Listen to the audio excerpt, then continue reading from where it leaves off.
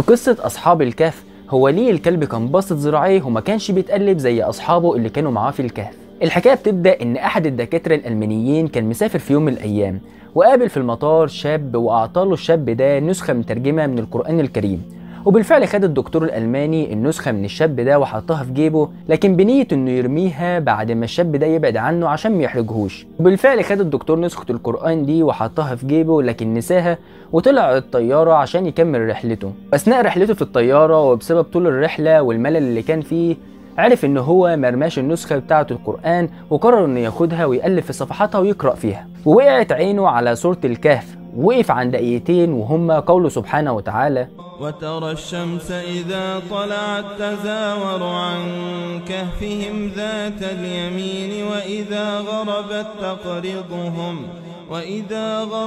تقرضهم ذات الشمال وهم في فجوة منه ذلك من آيات الله من يهد الله فهو المهتد ومن يضلل فلن تجد له وليا مرشدا وتحسبهم أيقاظا وهم رقود ونقلبهم ذات اليمين وذات الشمال وكلبهم باسط ذراعيه بالوصيد لو اطلعت عليهم لوليت منهم فرارا ولملئت منهم رعبا.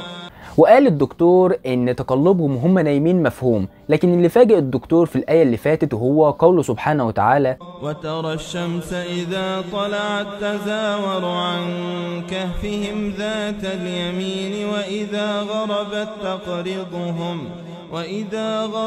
تقرضهم ذات الشمال وهم في فجوة منه. بمعنى إن الشمس كانت بتدخل للكهف كل يوم، لكن ما كانتش متسلطة على أجسامهم بشكل مباشر. وبيقول إن الكلام ده معروف في علم الطب، إن لازم المكان يدخل له هواء وأشعة شمس عشان ما يحصلش لأجسامنا أي تقرحات. وبالفعل قرر انه يتدبر الآية التانية، وقال فعلا ان لازم الشخص اللي نايم ده يكون بيتقلب عشان ما يحصلش للجسم تعفن او تاكله الارض. واللي ادهش الدكتور ده ان الكلب كان باسط ذراعيه وما كانش بيتقلب زي اصحابه طوال 309 سنة.